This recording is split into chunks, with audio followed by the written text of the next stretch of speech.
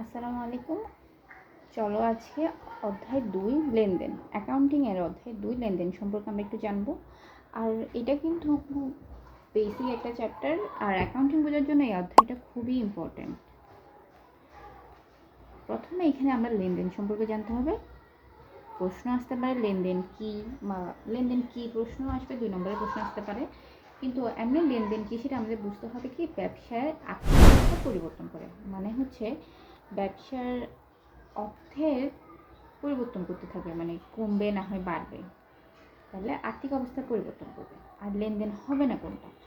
লেনদেন হবে না যদি ফরমায়েশ প্রদান করে, মানে জাস্ট অর্ডার দিছে কিন্তু টাকার কোনো লেনদেন হয় নাই, ম্যানেজার নিয়োগ দিছে এখনও টাকা দেয় নাই, টাকার কোনো এখনও পরিবর্তন হয়নি, কারণ নিয়োগ দিছে সেটা সে কাজ করবে, আসলে কি নিয়োগ দেওয়ার পর ম্যানেজারটা কি আসতেছে কিনা সব দেখে বিবেচনা করেই তারপরে যদি বেতন দেওয়ার সময় আমরা বুঝতে পারবো সেটা কি লেনদেন হচ্ছে।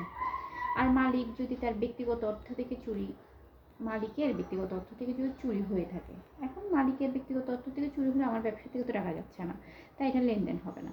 আর পণ্য ক্রয়ের জন্য চুক্তিবদ্ধ হয়েছে, এখনও পণ্য আমরা পাই নাই, টাকাও আমরা দিইনি, তাই এটাও এখনও লেনদেন হবে না। ব্যাংক থেকে ব্যক্তিগত প্রয়োজনে ঋণ গ্রহণ, ব্যাংক থেকে যদি ব্যক্তিগত প্রয়োজনে ঋণ গ্রহণ করে তাহলে সেটাও লেনদেন হবে না। আর নিজস্ব তহবিল, মানে মালিকের নিজস্ব তহবিল থেকে ছেলের স্কুলের বেতন প্রদান, ছেলের স্কুলে প্রদান করছে তার নিজের টাকা থেকে, আমার ব্যবসার টাকা থেকে নেয় নাই, মানে তার নিজের ব্যবসার টাকা থেকে নেয় নাই, তাই সেটাও লেনদেন হবে না। এইসব এগুলো যদি কোনো প্রশ্ন দেখা যায় তাহলে এগুলোকেই আমরা বলবো লেনদেন নয়। আর এখানে মোস্ট ইম্পর্টেন্ট টপিক হচ্ছে সমীকরণ। সমীকরণ বলতে আমরা বুঝেছি A=L+। এখন এ মানে বোঝায় হচ্ছে সম্পদ। সম্পদ মানেটা হচ্ছে কি, ধরো ব্যবসার নিজস্ব জিনিসপত্রগুলো, যেমন হতে পারে নগদ টাকা, আর ব্যাংকে টাকা জমানো আছে কিছু, আর দেনাদার মানে হচ্ছে কারো কাছ থেকে যদি ব্যবসা টাকা পায় তাহলে ওটাকে আমরা প্রাপ্য হিসাবে বলি। তারপর আসবাবপত্র, সরঞ্জাম, তারপর যন্ত্রপাতি, এখানে যে কোনো একটা থাকতে পারে বা দুটো থাকতে পারে, এগুলো আমাদের একটা প্রশ্নে, মানে নিজস্ব যা কিছু আমরা ব্যবসা নিজের ব্যবহারের উদ্দেশ্যে নিচ্ছি তাই হচ্ছে সম্পদ। আর দায় হচ্ছে কারো কেউ ব্যবসার কাছ থেকে টাকা পায়, যেমন ব্যাংক ঋণ নিয়ে রাখলো, ঋণ নিলে ব্যাংক ব্যবসার থেকে টাকা পায়, তাই এটা হচ্ছে দায়। আর পাওনাদার ব্যবসার কারো কাছ থেকে বাকিতে যদি কোনো প্রোডাক্ট কেনা হয় তাহলে সেটাকে আমরা পাওনাদার বলবো। আর প্রদেয় হিসাব, কাউকে যদি ব্যবসার টাকা দিতে হবে, পরে দিতে হবে, কিছুদিন পরে হলে দিতে হবে, তারা হচ্ছে প্রদেয় হিসাব পাওনাদার, সেম কথা।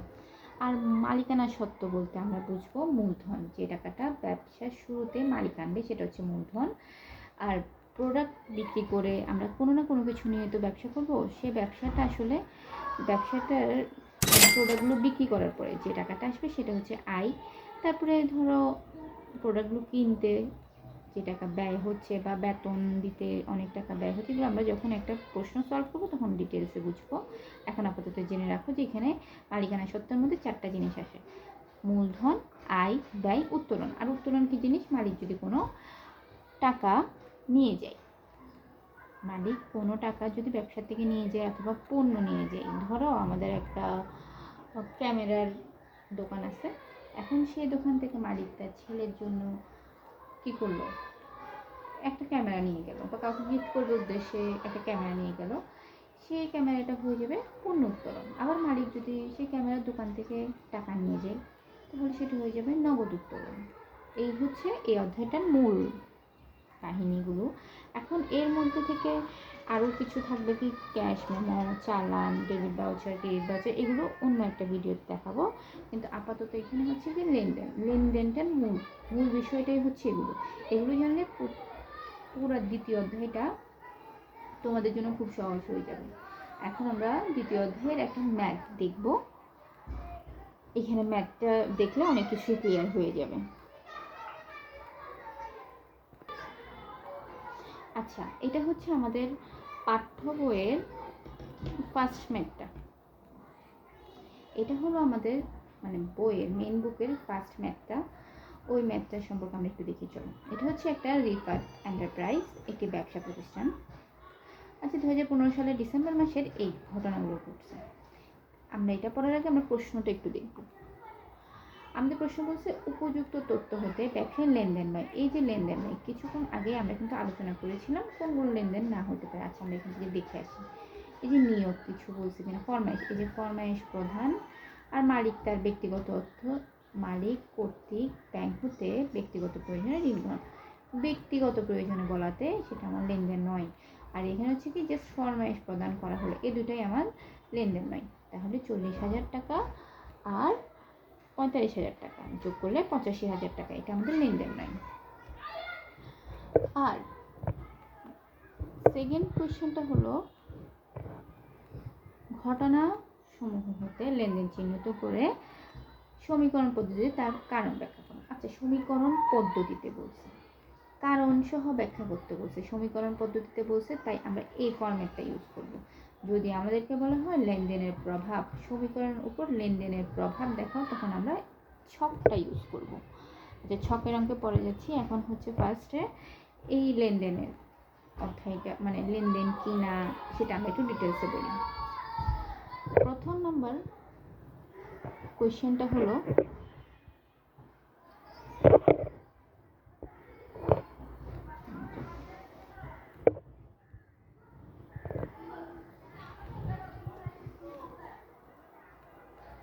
প্রথম হচ্ছে কি 5 লাখ টাকা নিয়ে ব্যবসা শুরু করবো। এটা তো ব্যবসায় টাকাটা আসছে, তাহলে এটা অবশ্যই একটা লেনদেন। নগদ অর্থ মূলধন স্বরূপ কারবারে আনায়ন করায় নগদ অর্থ মানে এ বৃদ্ধি পেল, মানে সম্পদ বৃদ্ধি পেল, আবার মালিকানা সত্ত্বে ওই বৃদ্ধি পেল, ওই বৃদ্ধি পেয়েছে। তারপরে এখানে হচ্ছে ব্যাংকে 50,000 টাকা জমা দিয়ে একটি হিসাব খোলা হলো।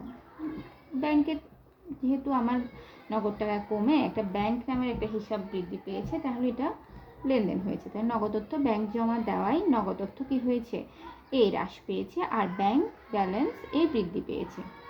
এই হ্রাস এ বৃদ্ধি কেন হয়েছে, এ হ্রাস মানে হচ্ছে কি নগদ, এই নগদটাও এর মধ্যে পড়ে, আবার ব্যাংকে জমা টাকাটাও এর মধ্যে পড়ে, মানে সম্পদের ক্যাটাগরিতে পড়ে, তাই আমরা এ বৃদ্ধি এ হ্রাস। তারপরে হচ্ছে 5 তারিখ হচ্ছে ধারে পণ্য ক্রয় করছে, ধারে পণ্য ক্রয় করছে, ঠিক আছে, সেটাও লেনদেন বলতে পারি যে আমরা এখনো টাকা দিই নাই, অর্থের তো এখনো লেনদেন হয় নাই, মানে অর্থ তো কমে নেই, তারপরেও এটা আমাদের লেনদেন, কারণ আমরা প্রোডাক্টটা পেয়ে গেছি, এখন এনে হোক টাকাটা দিতে হবে আমাদের। এখন হচ্ছে দেখো, ধারে পণ্য ক্রয় করার ফলে মালিকানা সত্ত্ব ও ই হ্রাস পেয়েছে, মালিকানা সত্ত্ব হ্রাস পেয়েছে, প্রদেয় হিসাব এল বৃদ্ধি পেয়েছে, এল মানে হচ্ছে দায় বৃদ্ধি পেয়েছে, ওই হ্রাস পেয়েছে, মানে হচ্ছে এটা ব্যয় সংগঠিত হয়েছে, তাই সেটা কি, এটা কি মালিকানা সত্ত্ব হ্রাস পেয়েছে, মানে মালিকানা সত্ত্ব থেকে আমাদের টাকার অ্যামাউন্টটা কমবে। তারপর এদিকে এদিকে হচ্ছে ব্যাংক ঋণ, ব্যক্তিগত প্রয়োজনে ঋণ, সেটাও হবে না, কারণ এটা লেনদেন নয়।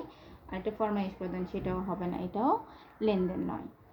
তারপর হচ্ছে প্রদেয় হিসাবে পরিশোধ করেছে, এই যে টাকা পেতো আমাদের কাছ থেকে, সেখান থেকে আমরা 15,000 টাকা পরিশোধ করে দিয়েছি, তাহলে আমাদের নগদের এ হ্রাস পেয়েছে, নগদ টাকা কমে গেছে, আর এলও হ্রাস পেয়েছে, আমার যেহেতু দায়ও কমে গেল। আচ্ছা, এটা গেল। এখন আমাদের মূল সবচেয়ে ইম্পর্টেন্ট এই অধ্যায়টার জন্য, সেটা হচ্ছে লেনদেনের উপর প্রভাবের ছক। এই ছকটা নিয়ে অনেকেরই কনফিউশন হয়, তাই এই অধ্যায়টার এই ছকটা, একটা দুটা ছক ভালো করে পারলে বাকি সবগুলো সহজে পারবো। আমাদের এখানে নিচ থেকে এই ঘরগুলো আঁকতে হয়। এখন আঁকার সময় অবশ্যই খেয়াল রাখতে হবে তারিখ, সম্পদের একটু উপরে পার্ট থাকবে, তারপরে দায়ের পার্ট থাকবে, মালিকানা সত্ত্বের পার্ট থাকবে, আর মন্তব্যটা থাকবে। এখন সম্পদের পার্টে নগদ দিলাম, ব্যাংক দিলাম, এগুলো কি নিচ থেকে দিব? এখন এগুলো হচ্ছে আমরা এই প্রশ্নটা দেখে অ্যানালাইসিস করে জানতে হবে যে আসলে কী কী আসবে। নগদ অবশ্যই আসে, মূলধন অবশ্যই আসে, বাকিগুলো চেঞ্জেবল হতেও পারে, না হতেও পারে। তো আমরা সেফ জোনে থাকার জন্য আমাদের মনে রাখতে হয় কি, এই কয়েকটা জিনিসই সবসময় আসে। একটা হচ্ছে কি নগদ, ব্যাংক জমা, দেনাদার, আসবাবপত্র থাকতে পারে, সরঞ্জাম থাকতে পারে, যন্ত্রপাতি, যে কোনো একটা থাকতে পারে, এগুলোর মধ্যে থেকেই আসে। আর দায় বললে এগুলোর মধ্যেই আসবে। আর এখানে মালিকানা সত্ত্ব তো আলাদা করে কোনো নাম লিখতে হয় না, তাই কিন্তু কাজ হয় এই চারটারই কাজ হয়। এখন সেটারই আমরা একটু ডিটেলস দেখব। আচ্ছা, এখানে নগদ লিখলাম, যেহেতু নগদ। তারপরে ব্যাংকের কথা বললো, তাই ব্যাংক হিসাবও লিখলাম, ব্যাংক হিসাবও লিখলাম। প্রদেয় হিসাব, কেউ আমার কাছ থেকে টাকা পেতো, তাই প্রদেয় হিসাব লিখলাম, আর মূলধন লিখলাম। ওকে, গেল। তারপরে এখানে একটু প্রশ্নটা ভালো করে দেখি। প্রশ্নটা যদিও আমি একটা পিকচার অ্যাড করে দেব যেন ভালো করে বোঝা যায়, যদি এটা বইয়েরই প্রশ্ন। আচ্ছা, 5 লাখ টাকা নিয়ে ব্যবসা শুরু করা হলো। এখন ব্যবসা যেহেতু শুরু করা হলো, এখানে হচ্ছে এটা আমার ধরো ডয়ার মনে করি, নগদান হিসেবটাকে আমরা একটা ডয়ার ভাববো। এখন ডয়ারের মধ্যে আমি কি আসলো, ব্যবসাটা শুরু করার জন্য 5 লাখ টাকা রাখলাম, সেটা আবার মূলধন হিসাবে একটা নাম দিব। এটা কি, এটা আমার মূলধন আনছে, যেহেতু এটা মূলধন হিসাব, মালিক যা আনে তাই মূলধন। তো একটা হিসাবে দুইটা দিক থাকবে অবশ্যই। এখন দুইটা দিকে যেন দুই দিকে কাজ হয়। এখন হচ্ছে কি নগদান হিসাব লিখলাম, আর একটা হচ্ছে কি মূলধন হিসাব লিখলাম। তারপর হচ্ছে 50,000 টাকা দিয়ে 50,000 টাকা ব্যাংকে জমা রাখা হলো। আচ্ছা, তাহলে ডয়ার থেকে 50,000 টাকা নিয়ে ব্যাংকের ঘরে যাই, 50,000 টাকাটা জমা দিয়ে দিলাম। তারপর আর কি, আর হচ্ছে কি এরপর এটা হচ্ছে কি ধারে পণ্য ক্রয় 25,000 টাকা। এখন ধারে যেহেতু পণ্য ক্রয় করছি, তাহলে এখানে হচ্ছে কি প্রদেয় হিসাব, আমি এখান থেকে নগদ টাকা যাইনি এখনো, কারণ টাকাটা এখনো দিই নাই। তাহলে প্রদেয় হিসাবের ঘরে মানে আমার কাছ থেকে কেউ টাকা পাবে 25,000 টাকা, কিন্তু আমরা এই ঘরে যখনই যা ঘটে তখনই তা বিয়োগ করে দিই। এখন যেহেতু ক্রয় করছি, তাই এখান থেকে বাদ চলে যাবে, সেটা নগদে হোক বা বাকিতে হোক, ডাজেন্ট ম্যাটার। আমরা কী করবো, সাথে সাথে এখান থেকে বাদ দিয়ে দিব। মানে এখানে যোগ করা থাকলে আয় হলে সাথে সাথে এখানে যোগ করে ফেলবো, আর ব্যয় হলে সাথে সাথে এখান থেকে বাদ দিয়ে দেবো। ওকে, দেন হচ্ছে কি বলছে, আর কোনোটা তো লেনদেন নয়, আরটা হচ্ছে প্রদেয় হিসাবে 15,000 টাকা। 15,000 টাকা পরিশোধ করা হলো। পরিশোধ যেহেতু করছি, ড্রয়ার থেকে 15,000 টাকা নিয়ে দিয়ে দিলাম, আর এদিকে প্রদেয় হিসাব থেকে 15,000 টাকা কমে যাবে। এখন এগুলো সব যোগ করব, এটা যোগ এখানে রেখে দেবো, এটা যোগ বিয়োগ যাই করি এখানে। এখন এই পার্ট আর এই পার্ট অবশ্যই মিলতে হবে, যদি মিলে তাহলে ভাবতে হবে আমাদের ম্যাথটা সঠিক হয়েছে। এখন তোমরা এটা প্র্যাকটিস করে দেখতে পারো, ফার্স্ট ম্যাথ। এরকম আমরা আরও কিছু ম্যাথ ডিটেলসে আলোচনা করব, যেন এই অধ্যায়টা খুব ক্লিয়ার হয়ে যায়। এই অধ্যায়টা ক্লিয়ার হলে অ্যাকাউন্টিংটা খুব সহজ হয়ে যায়। ওকে, আজকে একটুকুই।